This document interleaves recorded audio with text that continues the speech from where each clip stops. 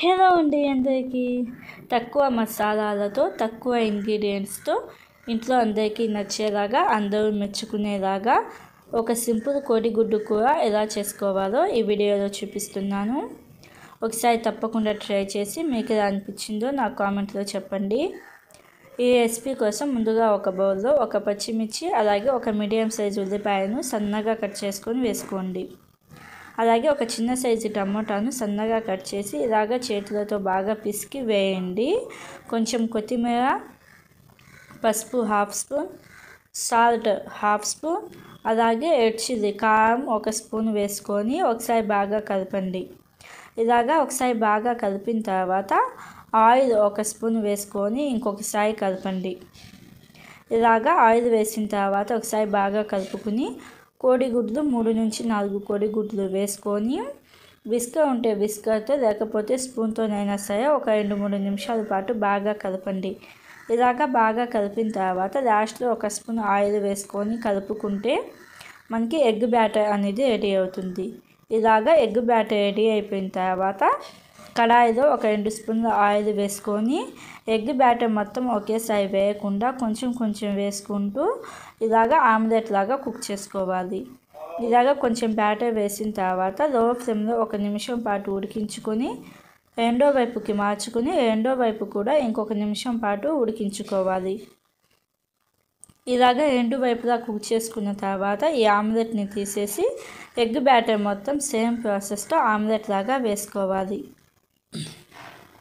ఇప్పుడు ఒక ప్యాన్లో 2 టేబుల్ స్పూన్ల ఆయిల్ వేసుకొని తాలింపు దినుసులు అంటే ఆవాలు, జీలకర్ర, పచ్చిశనగపప్పు, మినప్పప్పు, అలాగే 3 నుంచి 4 పచ్చిమిర్చి సన్నగా కట్ చేసి కొంచెం ఫ్రై చేసుకోండి. పచ్చిమిర్చి వేయించుకోవడం వలన మనకి పచ్చిమిర్చి అనేది కారంగా ఉండదు.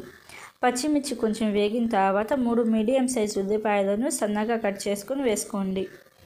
ఉల్లిపాయలు కొంచెం రంగు మారేదాకా ఫ్రై చేసుకోవాలి. ఉల్లిపాయలు కొంచెం గోల్డెన్ బ్రౌన్ కలర్కి వచ్చిన తర్వాత 4 మీడియం సైజు టమోటాలు, పండు టమోటాలు తీసుకోండి. 4 మీడియం సైజు టమోటాలను సన్నగా కట్ చేసుకొని వేసుకోండి. టమోటాలు వేసిన వెంటనే సాల్ట్ హాఫ్ స్పూన్, పసుపు 1 స్పూన్ వేసుకొని ఒకసారి బాగా కలుపుకోండి. టమోటాలు వేసిన వెంటనే సాల్ట్, పసుపు వేయడం వలన టమోటాలు తొందరగా ఉడుకుతాయి. ఒకసారి బాగా కలుపుకొని పైన మూత పెట్టేసి లో టు మీడియం ఫ్లేమ్లో టమోటాలు కొంచెం సాఫ్ట్గా అయ్యేదాకా ఉడికించుకోవాలి. టమోటాలు కొంచెం సాఫ్ట్గా అయిన తర్వాత అల్లం వెల్లుల్లి పేస్ట్ 1 స్పూన్ వేసుకొని అల్లం వెల్లుల్లి పేస్ట్ పచ్చి వాసన పోయేదాకా ఉడికించుకోవాలి. అల్లం వెల్లుల్లి పేస్ట్ పచ్చి వాసన పోయిన తర్వాత మనకి కొంచెం ఆయిల్ సెపరేట్ అవుతుంది. ఆయిల్ సెపరేట్ అవ్వడం స్టార్ట్ అయిన తర్వాత జీలకర్ర పొడి 1 స్పూన్, ధనియాల పొడి 1 స్పూన్, రెడ్ చిల్లీ 1 స్పూన్. మనం ఎగ్ బ్యాటర్లో కూడా రెడ్ చిల్లీ వేసాం కాబట్టి చూసుకొని వేసుకోండి. రెడ్ చిల్లీ 1 స్పూన్ వేసుకొని జస్ట్ ఒక 30 సెకండ్స్ పాటు ఈ మసాలాలు మొత్తం ఫ్రై అయ్యేదాకా కుక్ చేసుకోండి. 30 సెకండ్స్ తర్వాత ఒక పావు కప్పు వాటర్ వేసుకొని ఒకసారి బాగా కలుపుకొని లో ఫ్లేమ్లో 7 నుంచి 8 నిమిషాల పాటు కుక్ చేసుకోవాలి. ఇప్పుడు ఈ ఆమ్లెట్స్ని మీరు చిన్న చిన్న ఆమ్లెట్స్ వేసారనుకోండి, ఆమ్లెట్లు అలాగే వేసుకోవచ్చు. లేకపోతే పెద్ద ఆమ్లెట్స్ అయితే పీసెస్గా కట్ చేసుకోండి. నేను కొన్ని సేమ్ అలాగే వేశాను, కొన్ని ఆమ్లెట్స్ని పీసెస్గా కట్ చేసుకున్నాను. ఇప్పుడు ఈ గ్రేవీలో ఆయిల్ సెపరేట్ అవ్వడం స్టార్ట్ అవుతుంది కదా. ఆయిల్ సెపరేట్ అయిన తర్వాత ఇంకొక హాఫ్ కప్పు దాకా వాటర్ వేసుకొని మనం ఆమ్లెట్ పీసెస్ అనేవి రెడీ చేసుకున్నాం కదా, ఆమ్లెట్ పీసెస్ అలాగే ఆమ్లెట్లు మొత్తం మొత్తం సర్దుకొని పెట్టుకోవాలి.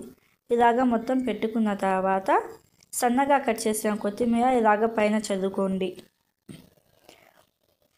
కొత్తిమీర చల్లుకొని పైన మూత పెట్టేసి ఒక 5 నుంచి 7 నిమిషాల దాకా లో ఫ్లేమ్లో కుక్ చేసుకోవాలి.